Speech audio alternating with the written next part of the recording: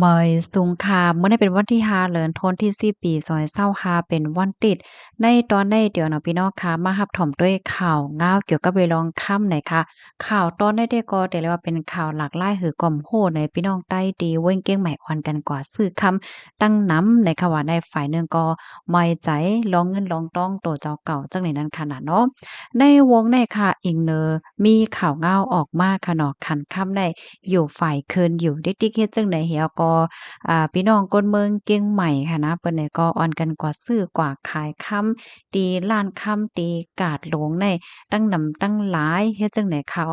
เพราะว่ามาด้วยขันค่ำในตั้งแต่โคปีเนาะต่อพอฮอดถึงเลินทนที่10ในติเลยว่าอยู่ฝ่ายเคินค่ะนะเพราะว่ามันนับสอนด้วยอันที่มันเติมเพิ่มขึ้นมาได้เป็นกว่า16,000เฮงหวาดยาวเฮ็ดจังได๋ค่ะนะบ่พ้องเหลือนทนที่1นั่นแหน่ คันค่ำในอยู่ดี1วัตต์ไล42,000เฮง6ปาก50เพชรจังไหนค่ะก้อยกะว่าเผื่อว่าถึงในวันเมินในคณะคันค่ำในกอคอถึงกว่า60,000ปลายยาวเฮ็ดจังไหนค่ะเกี่ยวกับโลยร้องในค่ะอันเป็นฝ่ายก้าขายค่ำค่ะเนาะเปิ้นในก็ลาดว่าลงตั้งที่อันเฮ็ดให้คันค่ำคืนได้แต่มันก็อิงเหนือเงาลายหลายๆลวงค่ะเนาะเหมือนจังหนังเงาลายการว่านการเมืองตั้งปอดตอนวันออกกลางค่ะเนาะปัญหาแหลนลิ้น รัสเซียและตั้งยูเครนค่ะปยก็ปัญหาเกี่ยวกับไปลองอเมริกันขึ้นขวานว่าสังว่าเจิ้นได๋เสียก็มันก็เฮ็ดให้คันค่ำได้กึ่งกลางคืนเฮ็ดจั่งใดนั้นน่ะเนาะ เพราะว่ามาด้วยขันค่ำในมันเต็ดสึกเป็นหือกว่าเที่ยงเนี่ยมันก็อิงเหลือเงาหลายๆดวงค่ะเนาะในโลกลมฟ้าหลงในจังไหนเขาพอมาโดยทางปอดวันออกกลางว่าทางปอดตอนยุโรปและจังไหนก็เงาลายในมันป้อนิ่มหลีขนาดมื้อแล้วในเหมือนหนังที่ยุโรปค่ะเนาะอันรองของคำวงกลางรัสเซียและยูเครนในมื้อแล้วได้มันใครกล้ายูเครนยาวนั่นขนาดเหมือนจังหนังทางปอดตอนโปแลนด์5เยอรมนี5มังติมาหังให้ไหนก็ อยู่ๆก็มีโดรนมีหางในกว่าปั่นกว่าเล็บเฮ็ดจั่งใดคะนะบางปอก็มีลองเขาห้องว่า Hack เนาะกว่า Hack ข้อมูลกว่า Hack ไฟฟ้าเฮ็ดให้ไฟฟ้าลับไฟฟ้าหมอดเฮ็ดจั่งใดเนี่ยลองตั้งจั่งใดก็เปิ่งเป็นมีมาเฮ็ดในเหตุแลหลายๆฝ่ายก็ไม่ใจอยู่ว่าเอ๊ะเงาลายเนี่ยมันเตสิเป็นหือกว่านั่นขนาดลิกับหลีแต่เพราะว่ามันเตอสุกมาเที่ยงเนี่ยก็แน่นอนว่าคันค่ำเนี่ยมันก็เตจังคืนเที่ยงเฮ็ดได้นั่นน่ะเนาะ เว้ยกะว่าจังหือเกาหลีเนี่ยค่ะเนาะผู้รู้เขาได้ก็แนะนำว่าพี่น้องเฮาเขาอำเกิงหลีเอาเงินอันเก็บไว้ก่อนหนึ่งอันเอาไว้ใจตื้อตาอากาศมื้อหน้าโตจับก่อนนั้นเก็บคอกเอามาซื้อคำแปดตั้งเซ็งตั้งหมดเนี่ยเนาะก้อยกะว่าตอนตามังจื้อดีอันมีเงินหรือเงินเก็บไว้เงินเก็บขอก็มีอยู่ยาวปยก็ซ้ำมีเงินนำเที่ยงอำไผกว่าลงตื้นอำไผกว่ากล้ากว่าขายเสใครมาซื้อ คำไว้นั่นแต่ก็มันก็หลีอยู่เฮ็ดให้นั้นค่ะน่ะเนาะเฮียงเลยว่าจังนั้นไหนเปิ้นก็หันถึงว่าการที่ซื้อคำในมันก็แน่นอนว่ามันเตเตอร์ไรคิหลอกเตอร์ไรน้ำเม็ดมันเหลือสิ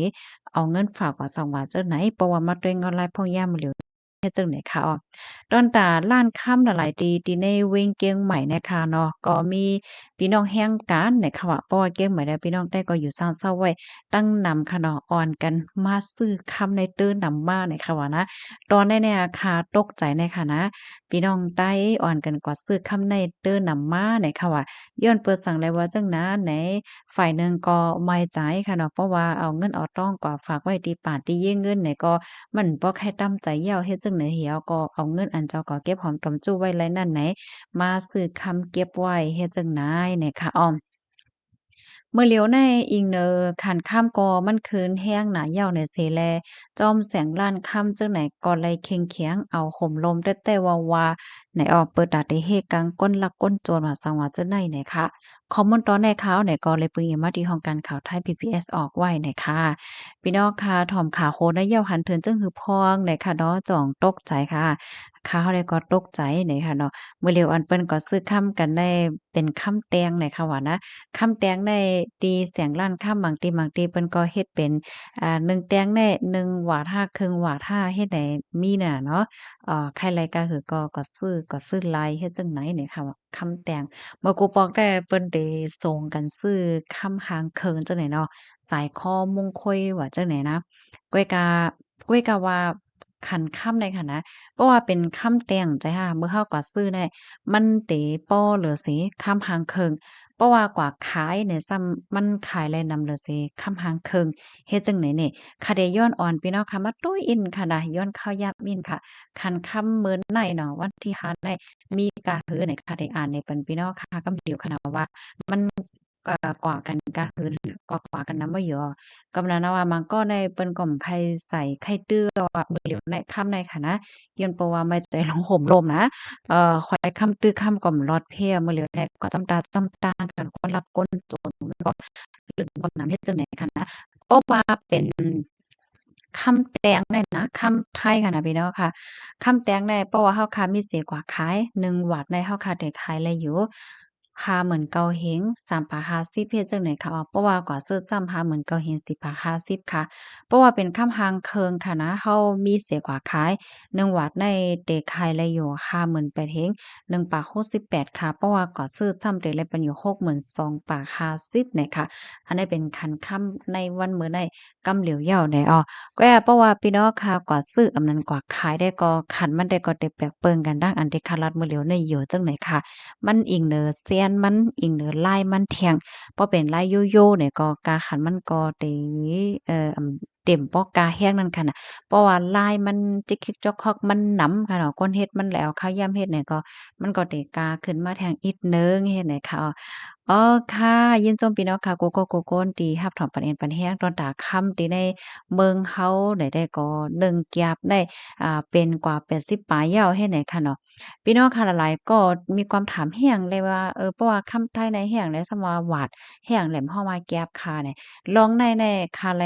เก็บหอมตอมจู้ข้อมูลค่ะเนาะแลหาข้อมูลตัวเนี่ยคัน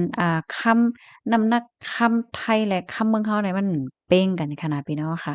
เนาะ1แก๊บในรู้สึกว่ามันเต็นนำหรือ1วัตต์อีก1เฮ็ดจั่งใดค่ะนี่ก็แบบนั้นเนาะค่ะเพราะว่าคำเมืองไทยค่ะก็ได้ฮ้องว่า1วัตต์2วัตต์เพราะคำเมืองเฮาก็ได้ฮ้องว่า1แก๊บเฮ็ดให้นั้นขนาดเนาะเฮ็ดแล้ว